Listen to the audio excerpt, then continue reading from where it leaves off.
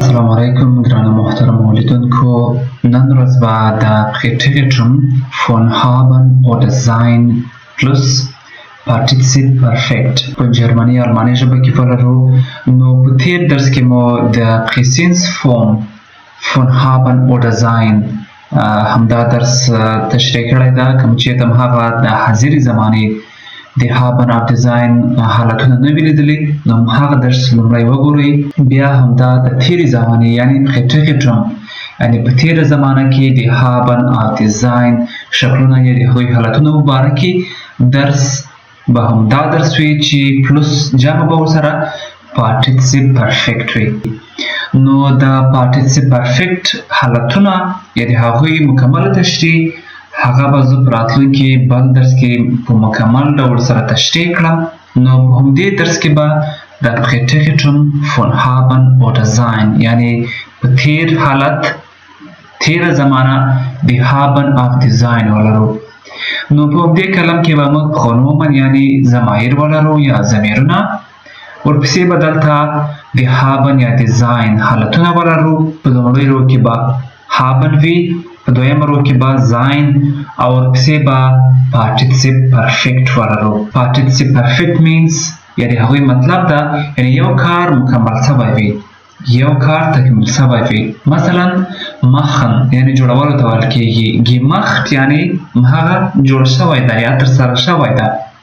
ولې د Partizip Perfekt په اړه باندې به زه بل مهم درس هم د تاسو لپاره اپلوډ کړم تر څو مو هغه مشکلات چې په Partizip Perfekt کې لرئ یا مکمل ډول سره زده شي. دلته لرو ich hatte gehört یعنې ما اورېدلی وو. ich hatte د Haben په حالت کله مو کانجګیټ کړو په Kriterium یعنې په تېره زمانه کې، نو Haben په hatte باندې بدلېږي. د ich hatte Haben حالت ده. hatte ولې Kriterium یا Präteritum ځینې کسان وایي، یا هم دا د تېرې زمانې حالت ده. ich hatte gehört یعنې ما اورېدلی وو. دا Partizip Perfekt ده. gehört hören ده، ولې کله چې Partizip Perfekt ولرو gehört نو هغه stark او schwach هماغه حالتونه به هم په راتلونکي درسونو کې زه تشریح کړم. نو ich hatte gehört دلته Haben وکارول شو. hatte یعنې د Haben مربوطه. ich hatte gehört. نو کله چې موږ بیا Sein کاروو ich war gekommen یعنې زه یعنې راغلی وم، تېره زمانه ده. صحیح یا Kriterium ده. ich war gekommen. اوس راځو du یعنې ته. du hattest gehört یعنې ته اورېدلی وو. du hattest gehört. نو hattest دا هم د Haben حالت ده په تېره زمانه کې. du hattest gehört. کله چې بیا د Haben پر ځای موږ Sein کاروو du warst gekommen یعنې ته راغلی وې. du warst gekommen یعنې ته راغلی وې. دا هم Kriterium یا تیری زمانی حالت ده.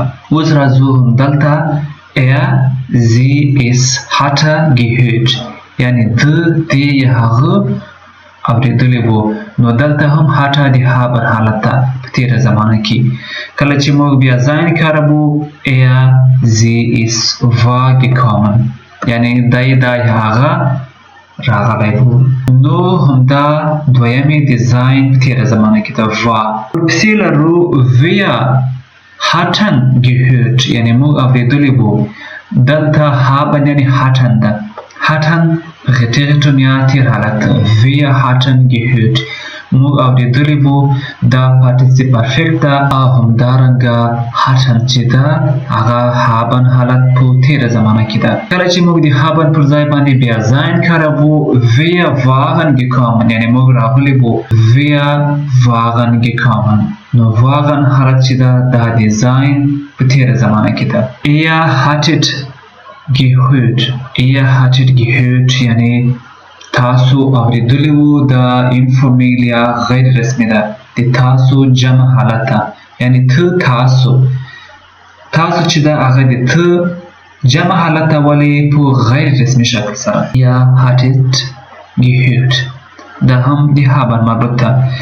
ورپسې لرو کله چې موږ وغواړو د Haben پر ځای باندې Sein وکاروو wart gekommen د تاسو راغلی واست یا وارد gekommen وارد چې دا هغه د sein حالت ته په تیره زمانه کې صحیح او اخیری هم لرو sie hatten gehört یعنی دوی یا هغوی اوریدلی وو نو hatten چې دا هغه د haben حالت ته په تیره زمانه کې او جمع ورسره Partizip Perfekt sie hatten gehört کله چې بیا موږ sein کاروو sie waren gekommen sie waren gekommen یعنی دوی یا هغوی راغلی وو نو haben او sein په پریټریټوم یا په تیر زمانه کې تغیر کیږي لکه څنګه چې په حاضره یا Präsensform کې وو نو هغه مکمل تغیر شو په تیره یا پریټریټوم حالت کې